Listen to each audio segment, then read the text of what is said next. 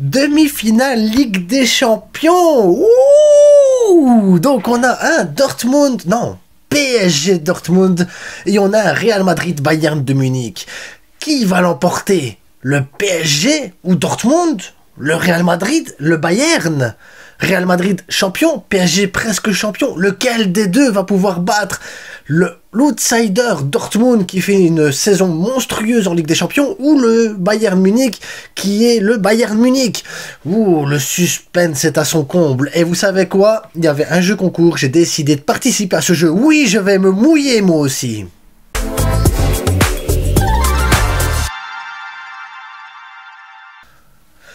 Alors, aujourd'hui, les gars, je vais me mouiller et je vais pronostiquer aussi les matchs. Oui, est-ce que le PSG peut gagner contre Dortmund? Est-ce que Dortmund peut créer la surprise là-bas au Parc des Princes? Est-ce que le Real Madrid, champion de Liga, peut réussir à battre le Bayern Munich? Est-ce que le Real Madrid peut aller chercher une 15e Ligue des Champions finale? On ne sait pas, parce qu'après, il y a aussi une finale quand même, l'air de rien. Est-ce que le Bayern peut créer la surprise en allant chercher une victoire, aller en finale de Ligue des Champions et sauver sa saison? Ben, on va en parler tout de suite. Donc, aujourd'hui, évidemment, il y a ce maillot à gagner. Donc, moi, je vais essayer de le gagner aussi en pronostiquant le score des matchs. Après, franchement, ne me suivez pas dans mes pronos parce que je me suis gouré dans tous mes pronos de la saison. Tous. Sauf le Real que j'ai prédit qu'ils allaient perdre en finale contre le Barça 4-0. Donc ils vont peut-être déjà aller en finale, ce qui serait pas une mauvaise chose dans mes pronos, mais bon, peu importe. Donc ce maillot qu'on peut gagner de l'équipe de France, vous avez été nombreux et nombreuses à participer, ce que je vous remercie énormément. Donc voilà, ce maillot est à gagner. Les prochains maillots à gagner, ce sera surprise. Voilà, grâce à mon partenaire du jour, levestierstore.com, vous avez toute la description dans la vidéo, en dessous de la vidéo. Allez-y, faites-vous plaisir. C'est des maillots comme celui-ci, par exemple, coûte 25 €. C'est le modèle joueur, donc c'est vraiment le modèle classe, avec 5% de remise avec le code promo Lafrite. Il n'y a pas besoin d'acheter 2, 3 ou 4 maillots pour avoir la livraison gratuite. La livraison est d'office gratuite et comprise dedans. C'est le truc qui est génial en fait. Le service après-vente est en France, ça aide aussi. Ça aide énormément. C'est pas un service après-vente qui se trouve là-bas. Enfin, voilà. Bref. Donc, grâce à eux, je peux vous offrir ce maillot. Et la prochaine fois, je pense que ça va vous plaire. Et à toutes et à tous ceux qui regardent les vidéos. Parce que oui, ça va être... les prochains vont être bien. Les prochains vont être bien. Donc, PSG Dortmund. Est-ce que le PSG peut gagner face à Dortmund? On sait que le PSG a énormément de mal en Ligue des Champions cette saison. Vous allez me dire, mais ils sont en demi-finale, comment tu peux dire ça? Ils ont éclaté des montadas. Oui, mais au Parc des Princes, ça a quand même été une défaite face au Barça.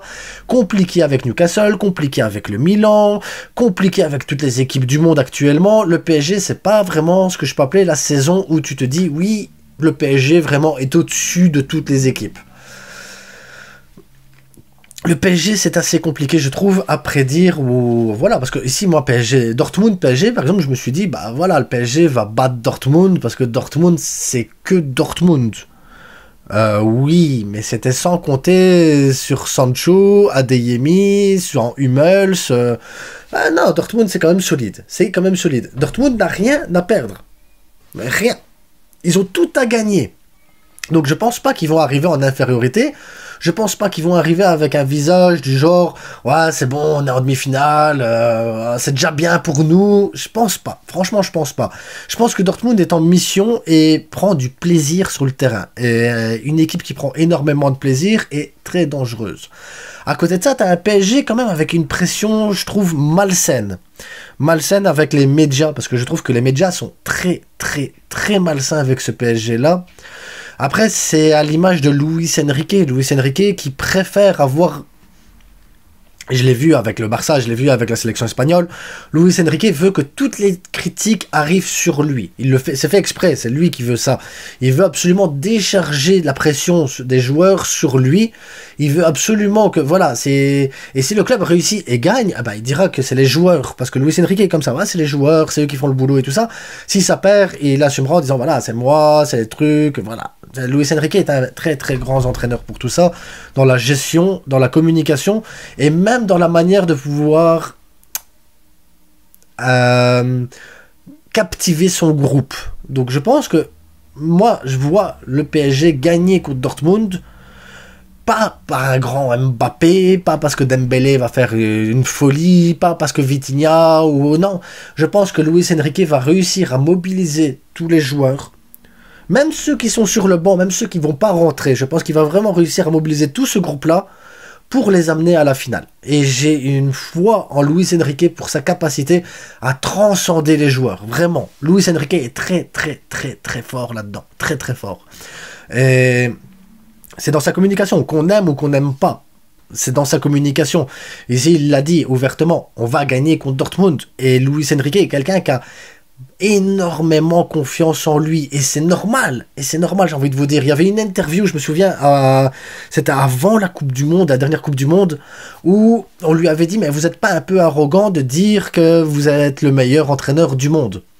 Et à ça, il a répondu, mais je suis obligé de dire que je suis le meilleur entraîneur du monde, parce que si je ne suis pas le meilleur entraîneur du monde, comment mes joueurs peuvent avoir confiance en ce que je leur dis?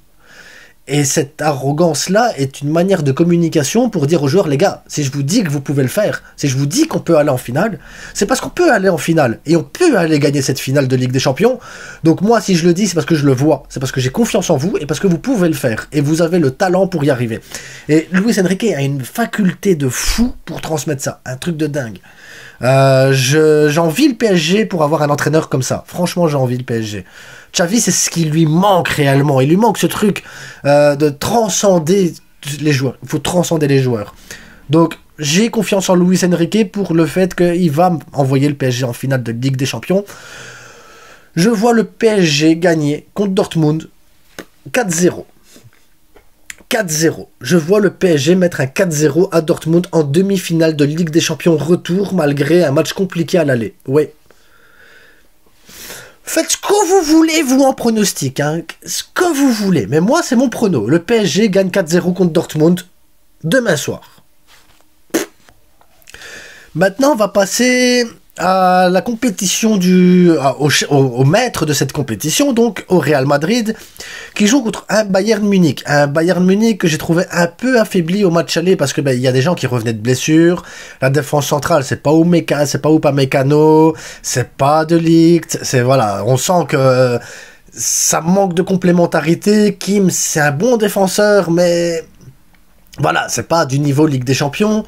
D'un autre côté, t'as des joueurs comme Sané qui montrent énormément de choses, mais t'as aussi sur le banc un Tuchel qui a terminé fin de saison et qui se raccroche à cette Ligue des Champions pour sauver sa saison. Et un Tuchel, je trouve, extrêmement nerveux sur le banc. Et il me fait penser un peu à Xavi dans ce sens-là. Et ça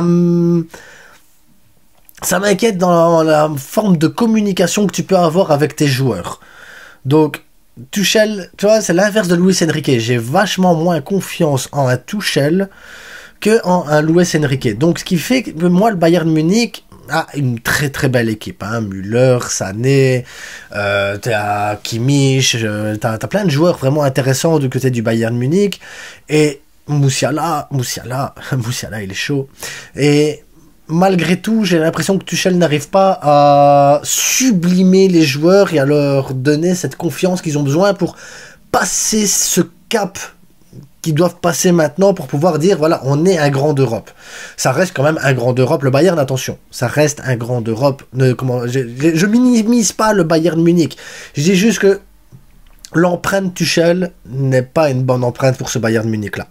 Je pense que s'ils avaient laissé Nagelsmann, le travail aurait été fait, oui, sur un plus long terme, mais aurait été fait correctement. Là, j'ai l'impression que, je sais pas, Tuchel, ça fonctionne pas. Ça fonctionne pas. Et ça se ressent quand tu vois le match du Bayern Munich, ça se ressent fortement que ça fonctionne pas du tout. Et à côté de ça, t'as un Real Madrid. Ils font ce qu'ils veulent, tout va. Ils font ce qu'ils veulent, il y a tout qui fonctionne. Il y a tout qui fonctionne. On n'a pas la balle, c'est pas grave. Ah, on a une action, on va la mettre. L'adversaire, il a 6, 7, 8 tirs, c'est pas grave, ils marqueront pas. Ils marquent pas. Le Real Madrid, à un moment donné, se dit, lui, il est un peu fatigué, on va changer. Ok, on change. L'autre, il va marquer. Ok, changement gagnant, tout va bien. T'as ce truc où le Real Madrid, t'as l'impression que ils sont en difficulté. Ils sont pas bien des fois dans les entames de match. C'est très dur pour le Real Madrid. Mais quand tu regardes le Real Madrid dans cette situation-là, tu regardes le match et tu dis, ils vont quand même gagner. Ils vont gagner. comment tu veux... Je sais pas comment l'expliquer. J'ai aucune explication rationnelle à ce que le Real Madrid produit. Ils peuvent faire le dos rond, ça va. Ils peuvent garder le ballon, ça va.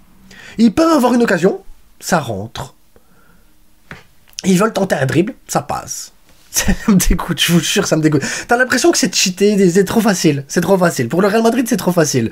Donc, je vois pas le Real Madrid perdre contre le Bayern au Santiago Bernabéu. Sûrement, en plus, l'enceinte, elle va être fermée.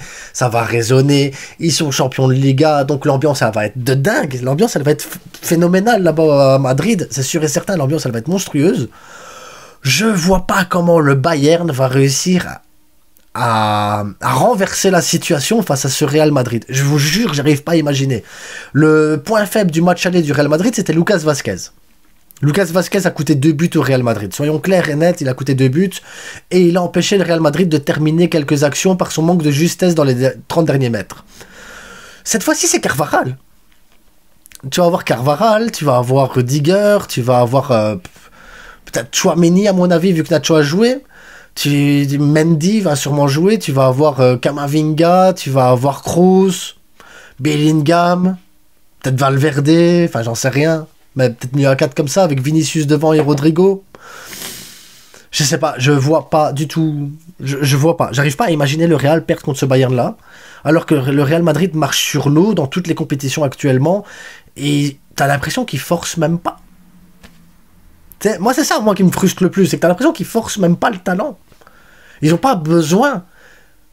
Ils n'ont pas besoin. Et de l'autre côté, tu as un Bayern Munich qui doit se procurer quand même 10 occasions pour réussir à en mettre une.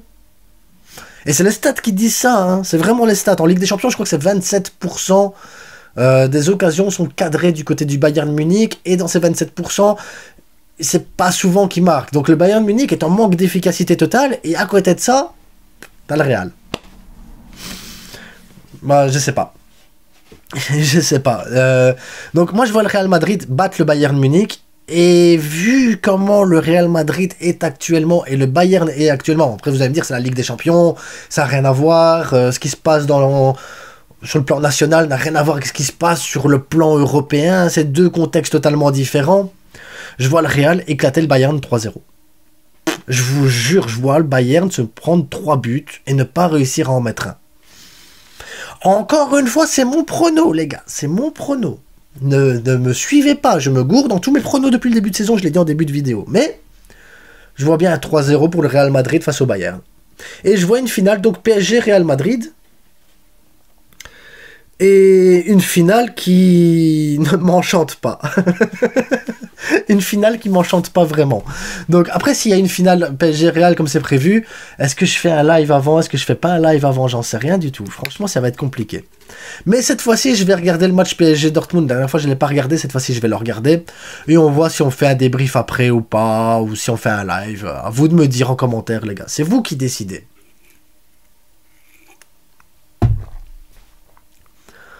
En attendant, abonnez-vous, likez, partagez. Et n'oubliez pas le plus important, c'est que du foot, les gars. C'est que du foot. C'est que du foot. Mais merci à vous quand même, les gars. On passe les 10 000 abonnés. On passe les 10 000 abonnés. Alors merci à toi. Et à toi. Et à toi. Et même à toi, là. Toi aussi, tu fais partie de ces gens-là. Merci à toi aussi. Ciao.